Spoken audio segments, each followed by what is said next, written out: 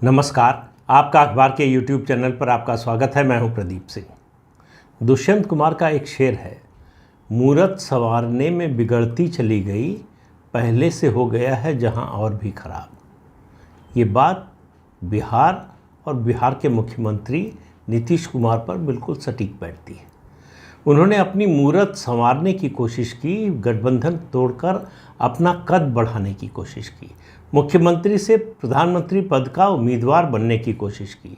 उस चक्कर में उनकी स्थिति दिन पर दिन खराब होती जा रही है। जिस तरह से बिहार में जंगल राज कायम होता जा रहा है, जिस तरह से अपराध की घटनाएं बढ़ती जा रही हैं, और जो घटना मंगलवार को हुई है, मंगलवार की रात 2 मोटरसाइकिल सवार 47 मिनट तक गोलियां चलाते हुए बेगूसराय से चले और पटना पहुंच गए, और पुलिस इस बीच में उनके खिलाफ कुछ नहीं कर पाई। जब मैं ये वीडियो बना रहा हूँ तब तक 5 या 6 लोगों को हिरासत में लिया गया है। अभी जो असली अपराधी हैं या आरोपी हैं उनकी गिरफ्तारी नहीं हुई है, और 24 घंटे बीत चुके हैं। मुख्यमंत्री नीतीश कुमार ने अपनी चुप्पी नहीं तोड़ी है। उनके पास इस बात का कोई जवाब नहीं, और जवाब मिलेगा भी नहीं। जो रास्ता उन्होंने चुना वो उसी ओर जाता है। जो रास्ता उन्होंने गठबंधन का चुना, उनको मालूम था कि जंगल राज कब था, कैसे था और क्यों था। उसको जानते हुए उन्होंने वो रास्ता चुना। उनसे पूछा गया था, जब ये दिल्ली आए थे तब उनसे कहा गया था, जंगल राज का सवाल पूछा गया तो बोले कहाँ है जंगल राज, जनता राज है, ये जनता राज है। जब वो बोल रहे थे उसी समय, उससे 1-2 घंटे के अंतर पर पटना में पुलिस वालों को 4 पुलिस वालों को दौड़ा कर लोगों ने मारा। अपहरण, हत्या, फिरौती, ये सब घटनाएं हो रही हैं और सरेआम दिन दहाड़े हो रही हैं, और मुख्यमंत्री और गृह मंत्री नीतीश कुमार कुछ करने में अक्षम हैं। ये बेगूसराय की जो घटना हुई उससे 1 दिन पहले ही उन्होंने हाई लेवल मीटिंग की, कानून व्यवस्था की स्थिति का जो है वो रिव्यू किया। उसके बाद ये स्थिति है। पुलिस, बिहार में पुलिस नाम की कोई चीज़ है ये पता नहीं। पुलिस एक मामले में ज़रूर वहाँ मुस्तैद है, और वो है शराब की खाली बोतलें पकड़ने में, शराब पीने वालों को पकड़ने में। पूरे बिहार पुलिस का सिर्फ यही काम रह गया है। पुलिस का धंधा हो गया है जो है अवैध शराब का व्यापार चलाना, और दूसरा जो लोग फंस जाएं उनको पकड़कर जेल भेजना। ये 2 काम बिहार पुलिस के हैं। उसके अलावा बिहार पुलिस अपराध रोकने में पूरी तरह से नाकाम है, निष्क्रिय है। और ये सब होता है जब टॉप लीडरशिप जो है वो कमज़ोर हो। जब टॉप, आप किसी और की बात छोड़ दीजिए, मैं लालू प्रसाद यादव के राज की या राबड़ी देवी के राज की बात ही नहीं कर रहा हूँ। मैं कह रहा हूँ 2005 में जो नीतीश कुमार मुख्यमंत्री बने थे, तब के नीतीश कुमार को देखिए और आज के नीतीश कुमार को देखिए, आपको पता चल जाएगा कि क्या अंतर आया है। तब उनके अंदर पॉलिटिकल विल थी अपराध से लड़ने की, आज नहीं है। आज क्यों नहीं है? तब उनके सामने कोई राजनीतिक मजबूरी नहीं थी, आज है। तब वो भारतीय जनता पार्टी के साथ एनडीए में थे, और गठबंधन की सरकार होते हुए भी एक पार्टी की सरकार की तरह चला रहे थे। वो एक सर्वमान्य नेता थे उस गठबंधन के, और बीजेपी के स्थानीय यानी राज्य के नेताओं की कोई हिम्मत नहीं थी कि नीतीश कुमार से कोई सवाल कर सके। आज उनके मंत्रिमंडल के साथी सुधाकर सिंह ने जो 2 दिन पहले बोला है, कहा मैं चोरों का सरदार हूँ, और उसके बाद कैबिनेट की बैठक के बाद 3-4 मंत्री बचे थे, उस बैठक में उन्होंने दोहराया। उन्होंने कहा क्या गलत कहा? जब नीतीश कुमार ने पूछा ऐसा क्यों बोला आपने, उन्होंने कहा कि पूरा कृषि विभाग के वो मंत्री हैं, उन्होंने कहा पूरा विभाग चोर है, चोरी हो रही है, लूट हो रही है, किसानों को सताया जा रहा है, और मैं अगर मंत्री हूं तो मैं चोरों का सरदार ही हुआ, इसमें क्या गलत है? कोई एक्शन नहीं हुआ मुख्यमंत्री की ओर से कि कौन चोर है, कौन चोरी कर रहा है, उसके खिलाफ एक्शन होना चाहिए। ये हिम्मत नहीं है नीतीश कुमार में एक्शन लेने की। ये ताकत उनको तब तक मिली हुई थी जब तक वो एनडीए के साथ थे, और या जब वो एनडीए के साथ थे।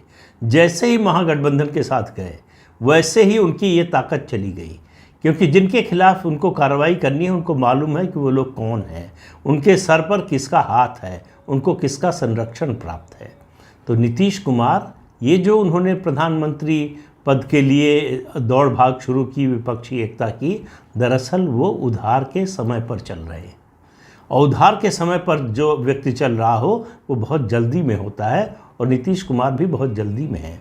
उनको पता है कि उनके पास ज़्यादा समय नहीं है, मैक्सिमम उनके पास 1.5 साल का समय है या उससे कम का। यानी जो मैंने पिछले वीडियो में एक बात कही थी कि लोकसभा चुनाव से पहले या लोकसभा चुनाव के बाद, ये तय है कि लोकसभा चुनाव के बाद तो कम से कम आप डेडलाइन उसको मानिए कि नीतीश कुमार बिहार के मुख्यमंत्री नहीं रहेंगे, क्योंकि लालू प्रसाद यादव ने जो उनको समर्थन देने का फैसला किया, साथ आने का फैसला किया, उसमें एक शर्त है कि 2025 के विधानसभा चुनाव से पहले तेजस्वी यादव प्रदेश के मुख्यमंत्री होंगे, और तेजस्वी यादव को कम से कम 1-1.5 साल का समय मिलना चाहिए मुख्यमंत्री के रूप में काम करने का, उनको व्यवस्थित होने का। वो समय नीतीश कुमार को देना पड़ेगा, और नीतीश कुमार उसके बाद बेरोज़गार होने वाले हैं राजनीतिक रूप से, क्योंकि वो जो प्रधानमंत्री बनने की कोशिश कर रहे हैं, कवायद कर रहे हैं, उसमें वो कामयाब होने वाले नहीं हैं। तो तेजस्वी यादव आरजेडी की ओर से मुख्यमंत्री पद के उम्मीदवार हैं, और वो बनेंगे इसी विधानसभा में, ये नीतीश कुमार को मालूम है। तो इसलिए आप देखिए कि जैसे ही गठबंधन बना उसके बाद तुरंत उन्होंने कवायद शुरू कर दी। पहले ही दिन विधानसभा में विश्वास मत हासिल करने के बाद उन्होंने कहा, जब पूछा गया उनसे विपक्षी एकता की बात, तो उन्होंने कहा बहुत से लोगों के फ़ोन आ रहे हैं। प्रधानमंत्री पद का उम्मीदवार बनने की बात पूछी गई तो उन्होंने कहा बहुत से लोगों के फ़ोन आ रहे हैं, समय पर जवाब देंगे। तो समय पर उनका जवाब ये है कि अब उनके सामने समस्या ये है कि विपक्षी एकता कराने की जल्दी जो है उनकी, वो उनकी बिहार की समस्या से उपजी हुई स्थिति है। वो किसी भी तरह से विपक्षी एकता के जरिए, अब देखिए गलतफहमी का तो कोई इलाज होता नहीं। नीतीश कुमार का जो कैलकुलेशन है कि वो अगर सब विपक्षी दल मिल जाएं तो वो सब मिलकर जो है एक ऐसा गठबंधन बन सकता है जिससे बीजेपी की सीटें 100 से ज़्यादा कम हो सकती हैं। यानी बीजेपी उनके मुताबिक 100 कम होगी तो 200 के नीचे आ जाएगी। तब जो बाकी दल जीत कर आएंगे, क्षेत्रीय दल, उनका गठबंधन बन सकता है कांग्रेस को मिलाकर। उसी के लिए अपने को पोजीशन कर रहे हैं। तो एक रिचर्ड थैलर हुए हैं, वे हैं क्या है अभी इकोनॉमिस्ट है, 2017 में उनको नोबेल प्राइज़ मिला था इकोनॉमिक्स का। उन्होंने एक बात कही थी, एक सिंड्रोम बताया था, वो है कन्फर्मिंग बायस, कि लोग ऐसे तर्क ढूंढते हैं जो उनकी बात को कन्फर्म करें। नीतीश कुमार इस समय उसी कन्फर्मिंग बायस के दौर से गुजर रहे हैं। वो सब ऐसी बातें और ऐसे तथ्य, ऐसे आंकड़े दे रहे हैं जो उनके पक्ष में हो। ये बात उनकी समझ में, उनके जैसे इतने अनुभवी नेता और उसके अलावा भी विपक्ष में जो नेता हैं उनको समझ में नहीं आ रही है कि ये अंकगणित जोड़ने से कोई फ़ायदा नहीं होता। यही अंकगणित जोड़कर अखिलेश यादव और मायावती ने 2019 में लोकसभा चुनाव में यूपी में अलायंस किया। नतीजा सबके सामने है। लोग उदाहरण देते हैं बिहार के महागठबंधन का 2015 का, परिस्थिति अलग थी। एक दूसरा, नीतीश कुमार और लालू प्रसाद यादव, मैं बार बार कहता हूँ, एक ही आवे से, एक ही ईंट के भट्ठे से निकली हुई ईंटें हैं, इसलिए वो मिल गए, इसलिए उनके मिलने में दिक्कत नहीं हुई, इसलिए उनकी केमिस्ट्री बन गई। लेकिन अर्थमेटिक जो है वो केमिस्ट्री में बदल जाए ये ज़रूरी नहीं होता, और अक्सर नहीं ही होता है, और बनाने की कोशिश भी की जाए तो वो नाकाम होती है। ये हम पिछला अगर इतिहास देखें विपक्षी एकता का तो आपको समझ में आएगा। 71 में सबसे बड़ा अलायंस बना और वो चुनाव में औंधे मुँह गिर गया। फिर 77 में जनता पार्टी का एक्सपेरिमेंट हुआ, गठबंधन बना सफलतापूर्वक, एक पार्टी बन गई, चुनाव में जीत गई, लेकिन चल नहीं पाया। 2-2.5 साल में तीतर बीतर हो गए। उसके बाद 89 में फिर एक गठबंधन बना, एक नई पार्टी बनी जनता दल, और गठबंधन हुआ लेफ्ट और राइट से। सरकार चली कितना, 11 महीने। तो ऐसी गठबंधन की सरकारें नहीं चलती जब तक उनकी धुरी कोई राष्ट्रीय पार्टी ना हो। 98-99 में बीजेपी थी राष्ट्रीय धुरी गठबंधन की, इसलिए वो सरकार चली। 2004 और 2009 में कांग्रेस थी धुरी, इसलिए वो सरकार चली। उसके अलावा आप देखिए चौधरी चरण सिंह, गुजराल, चंद्रशेखर, देवगौड़ा, ये सरकारें आई और कितने महीनों में ही गिना जा सकता है कितने महीने चली। तो नीतीश कुमार को ये गलतफहमी है कि वो पार्टियों को जोड़ने की कोशिश करेंगे और वो जुड़ जाएंगी, पहली। दूसरा कि ऐसी स्थिति में जो उनका कैलकुलेशन है उसके हिसाब से बीजेपी की सीटें अगर कम हो गई, 180, 90, 170 आ गई, तो विपक्ष के पास जो सीटें होंगी उनको मिलाकर जो गठबंधन बनेगा उसमें उनको नेता माना जा सकता है। इसके लिए उनको ज़रूरत दो लोगों की है। कौन से दो लोग? सोनिया गांधी और लालू प्रसाद यादव। लालू प्रसाद यादव ऐसे नेता हैं जो गैर भाजपा और गैर कांग्रेसी दलों में उनके लिए माहौल बना सकते हैं। और नीतीश कुमार को ये उम्मीद क्यों है कि वो लालू प्रसाद यादव उनके लिए ऐसा करेंगे? क्योंकि लालू प्रसाद यादव को अपने बेटे का राज बिहार में निष्कंटक करना है। उनको मालूम है कि अगर नीतीश कुमार बेरोजगार रहेंगे और गठबंधन में रहेंगे तो वो तेजस्वी को परेशान करते रहेंगे। तो नीतीश कुमार से बिहार से छुटकारा पाने के लिए लालू प्रसाद यादव मदद करेंगे, लेकिन सोनिया गांधी क्यों करेंगी? अगर उनकी अर्ज, अगर उनकी इच्छा, अगर उनके अंदर ये भावना इतनी प्रबल हो गई कि मोदी को हटाना है, चाहे राहुल गांधी की कुर्बानी देनी पड़े राजनीतिक, तभी ऐसा हो सकता है, जिसकी मुझे दूर दूर तक संभावना नहीं दिखती। मुझे तो ये भी सपने में भी नहीं दिखता कि 2024 में विपक्षी दलों के किसी गठबंधन के कहीं सत्ता के आसपास आने की भी कोई उम्मीद हो।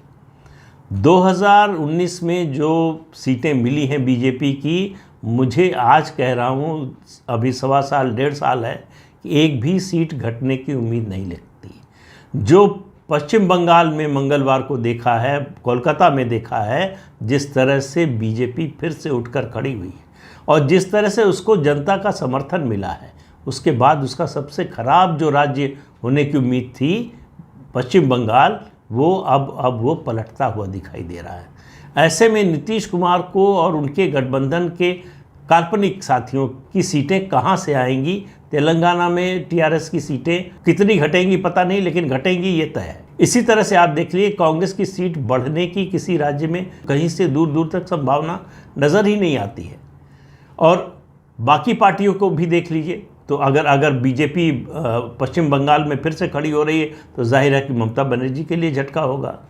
तो कुल मिलाकर जो तस्वीर बन रही है, और जो विपक्षी दल हैं उनमें कई दल ऐसे हैं जो कांग्रेस के साथ नहीं जाना चाहते, जो जाना चाहते हैं उनमें से भी कई ऐसे हैं जो राहुल गांधी की लीडरशिप नहीं चाहते।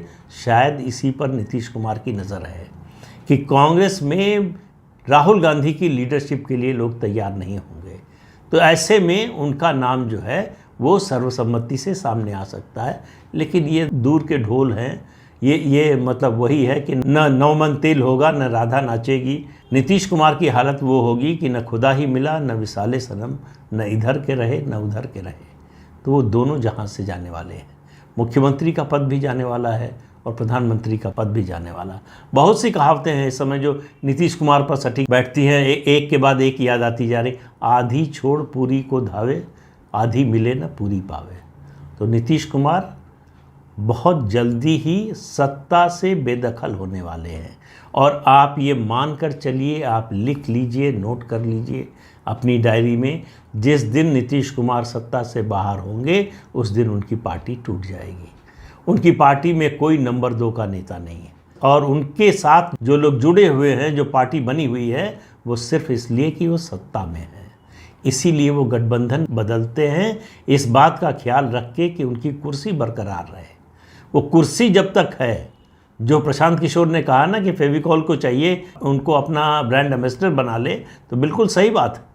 वो फेविकॉल के ब्रांड एम्बेसडर बनने के लिए सर्वथा योग्य है, प्रधानमंत्री पद के लिए तो नहीं, और अब तो मुख्यमंत्री पद के लिए भी नहीं। जो हालत होने जा रही है बिहार की अभी जो है वही बहुत ख़राब है। आने वाले दिनों में और ज़्यादा ख़राब होने वाला, अराजकता का माहौल होगा। जंगल राज जो पिछली बार कहा गया था उससे बुरा हाल होने वाला है बिहार का, जो अभी दिखाई दे रहा है।